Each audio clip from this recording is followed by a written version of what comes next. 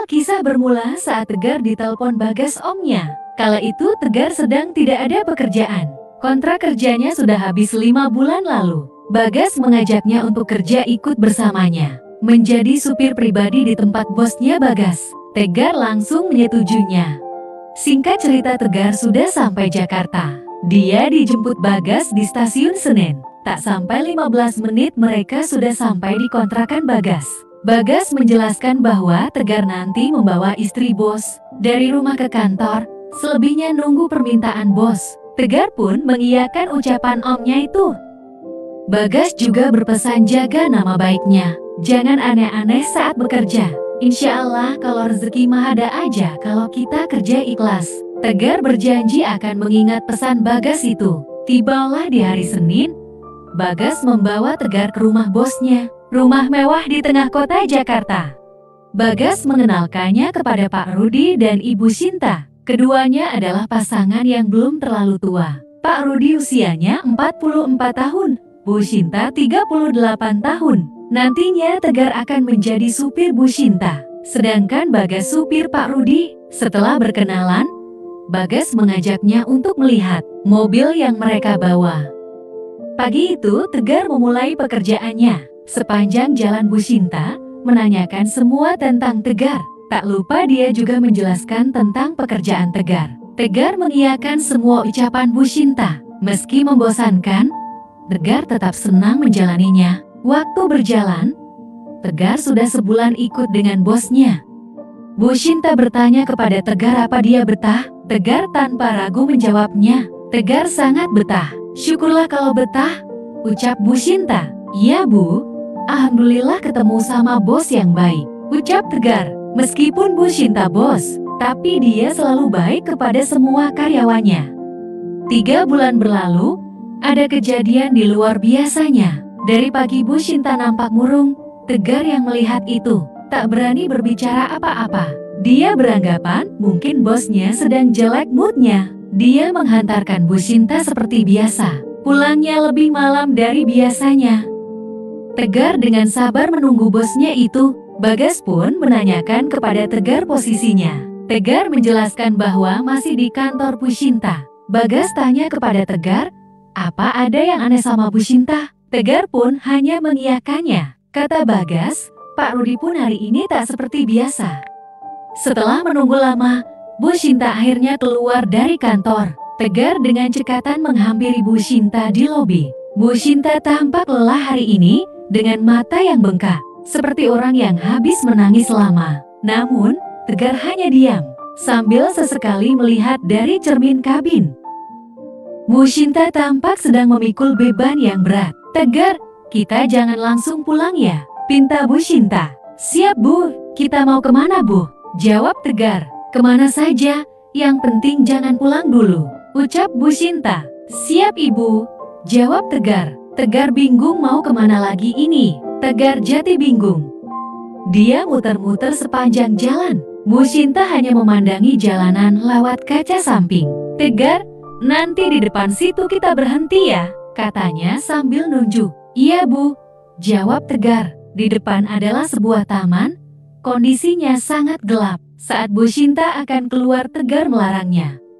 Tapi Bu Sinta tetap bersikeras. Bu Sinta duduk di bangku taman. Tegar yang takut terjadi apa-apa ikut keluar menemani Bu Sinta. Tegar hanya dia menunggu bosnya. Tegar, menurutmu aku cantik tidak? Ucap Bu Sinta sambil tarik nafas. Dapat pertanyaan seperti itu, Tegar bingung mau menjawab. Tegar takut dikira tak sopan. Tegar, aku jelek ya? Tanyanya lagi. Tegar akhirnya menjawab pertanyaan bosnya itu. Cantik Bu, jawab Tegar gugup. Apa aku sudah tak menarik? Tanyanya lagi. Ih, menarik Bu, jawab Tegar. Kenapa gugup? Kamu sedang bohong kah? Tanyanya. Enggak Bu, saya jujur, jawab Tegar. Tegar, seumpama kamu punya istri sepertiku, apa yang kau pikirkan? Tanya Bu Sinta yang membuat Tegar bingung. Tegar, jujur ya, Ibu Bu Sinta, saya akan bersyukur Bu, mungkin saya akan malas kerja, jawab Tegar. Kenapa malas kerja? Tanya Bu Sinta bingung. Saya pasti kekep terus Bu, jawab Tegar. Jawabannya Tegar, membuat bosnya kaget. Matanya melotot. Tegar makin gugup, dia takut salah ngomong. "Maaf Bu, saya keceplosan," ucap Tegar panik. Seketika Bu Shinta tertawa mendengarnya. "Bisa aja kamu, Gar, orang dikekep," ucap Bu Shinta. Bu Shinta pun akhirnya minta dihantar pulang. Sepanjang perjalanan mereka saling bercanda. Bu Shinta nampak sedikit melupakan sedihnya. Akhirnya mereka pun sampai rumah. Bu Shinta langsung masuk. Tegar bingung dengan sikap Bu Shinta itu. Tapi ya sudahlah, namanya bos. Ikuti aja. Keesokan paginya, Tegar datang seperti biasa. Tegar membersihkan mobil Bu Shinta. Tiba-tiba Bagas memanggilnya. Kata Bagas, "Pak Rudi mau bicara." Tegar segera menghadap Bos Rudi. "Tegar, kemarin kemana saja?" tanya Pak Rudi. Tegar pun menjelaskan bahwa Bu Shinta keluar kantor malam.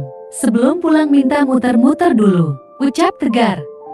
Bos Rudi mengangguk dan menyuruh Tegar kembali bekerja. Pak Rudi dan Bagas berangkat.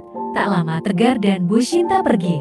Bu Shinta pagi ini minta dihantar ke suatu tempat. Tegar pun mengikutinya. Ternyata sebuah apartemen.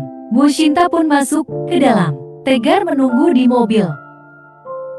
Tak berselang lama, Bu Shinta menelpon Tegar, menyuruhnya untuk masuk. Sesampainya di sana, ternyata tak ada siapapun, hanya Bu Shinta. Dia pun mempersilahkanku untuk masuk dan menutup pintu. Aku pun masuk, dia hanya diam menatapku. Aku merasa bingung, aku hanya menunduk tak berani melihatnya. Bu Shinta mendekatiku, berjalan memutariku. "Kemarin bilang mau kekepin aku," ucapnya sambil tertawa kecil. Sekarang hanya dia mematung, "Apa kemarin semuanya bohong?" Imbu Bu Shinta yang berdiri di depanku. Aku hanya bisa tertunduk merasa bingung. "Tegar, apa kemarin itu bohong?" tanyanya. "Tidak Bu, saya jujur," jawab Tegar. "Buktikan." "Kalau itu tak bohong," ujarnya. Aku yang dari tadi berusaha menahan, tak bisa menahan lagi. Jika ini terjadi dan menjadi akhir pekerjaanku, aku siap. Aku pun memulai kegiatan kreativitas berkreasi ini. Melakukan dengan membiarkan kreativitas mengalir. Mengaktifkan semua mode dan posisi, demi menunjang kreativitas dalam berkreasi. Kreasi demi kreasi kulakukan dengan maksimal, agar menciptakan puncak-puncak kreasi yang kreatif.